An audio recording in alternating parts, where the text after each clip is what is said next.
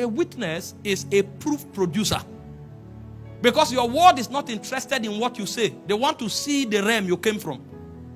Because anybody can talk. Talk is cheap. In Acts chapter 1 from verse 1, when Dr. Luke was writing to Theophilus, he made a statement very remarkable.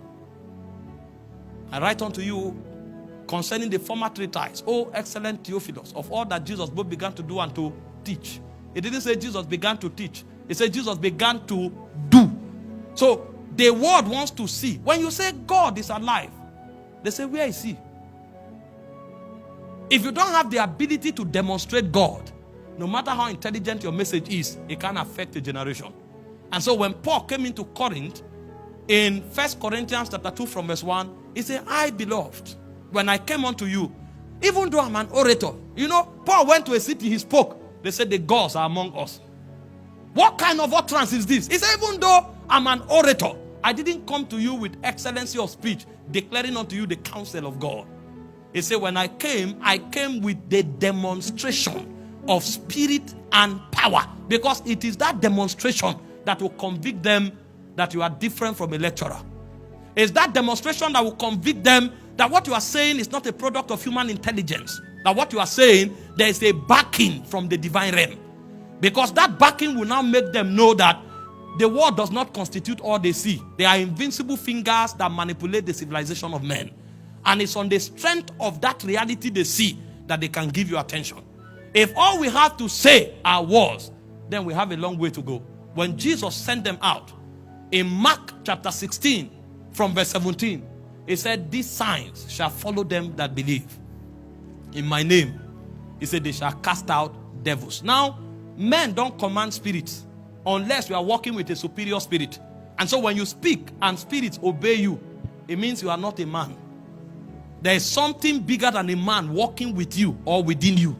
He said you will cast out devils. Number 2, he said they will speak with new tongues. Number 3, he said if they drink any deadly thing, how can you cause something deadly and you say men should drink it? It's not encouraging them to drink, but he said by any chance if they drink it, it will hurt men because it's deadly. But he said it will have power over you. And he said they shall tread upon scorpions and serpents, and it shall by no means hurt them. This is the first definition of a witness. It doesn't matter if you were part of them. It doesn't matter if everywhere is dark. Just come with power. When God called Moses, he was in Egypt before. But when Moses returned, it's not his clothes he changed. He wore something else.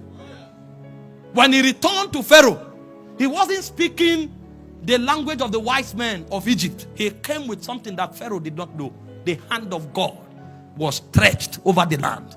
Because God himself said in Exodus 14:30, he said, I will stretch forth my hand and I will strike Egypt with all of my signs and my wonders. The language Pharaoh heard was a 10-lettered language, and they are all plagues. He came with plagues, and when Pharaoh saw those plagues, even the magicians of Pharaoh said, this is the finger of God. This man is not talking because he read a book. He's talking from a realm where oracles beyond time dwell. And if we will be wise, we better let them go. And the point came, Pharaoh woke up early in the morning and said, go, pack everything about you. While they were going, Pharaoh changed his mind again. The power had not finished. When he was chasing Moses, the Bible said the ground began to choke their wheels. Their horses couldn't move. Something happened that nature began to align with the forces of Moses. And when Moses came before the Red Sea, there was no technology of boats. In those days, nobody ever crossed a river. If you meet a river, go back. Go and look for a mountain. Because there was no intelligence by which mortals could walk across waters. And Moses came and stretched his rod. And the Bible said with the blast of his nostrils, he parted the Red Sea. And he said Moses and his men walked on dry ground. Pharaoh thought it was coincidence. He said by faith. Even Moses, he said walk through the Red Sea. And he said Pharaoh, as saying that it was a joke, tried to walk and he drowned. He drowned. That became a memorial. And so everywhere Israel went to, there was a tale that these men, any city they enter, they lick the people up because their God is in their midst. A point came that nations began to tremble when they say Israel is coming. They begin to pack well. Either you cooperate with them or you are in trouble. So much so that Balak needed to hire Balaam to curse them. Because he knew that these people are not just a race. There's a power that dwells in their midst. He ascended the mountain. He wanted to curse them. He tried. He couldn't. There was a power. There was a power. He wanted to curse them. He will start prophesying. He said, how can you curse him that God has blessed? How can you curse? He said, for there is no... Oh my God. Oh my God. You have witnesses. We rise. When they drop charm for you, you walk up, you match it. And then the person who dropped it, they told him after 48 hours he will die. On the third day, you are whistling out of your house. He will kneel down and say, I want to serve your God. He said, there's no enchantment against Jacob. There's no divination against Israel. He said, the shout of the king is in their midst. They didn't know what was happening on the mountain, but the lion dwelt there.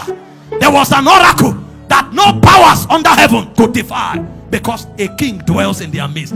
It takes power to be a witness. If you have no proof, you are not yet a witness. You may be a Christian, but witnesses are men of power. In Acts 14:17, Acts 14:3 says, long time abode they, speaking boldly in the Lord.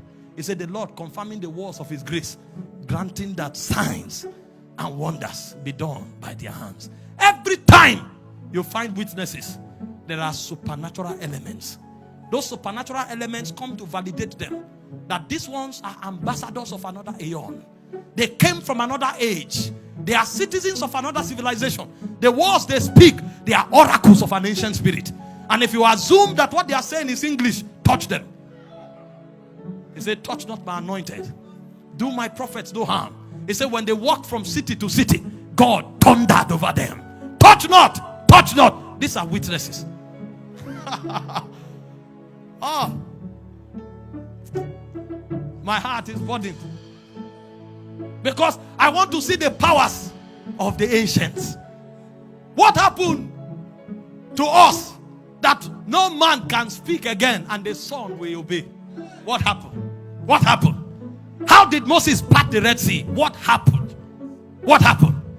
That a man can walk into the strongest civilization of his time. You don't dare Pharaoh. Pharaoh was called a god. He's a sun god. You don't appear before Pharaoh.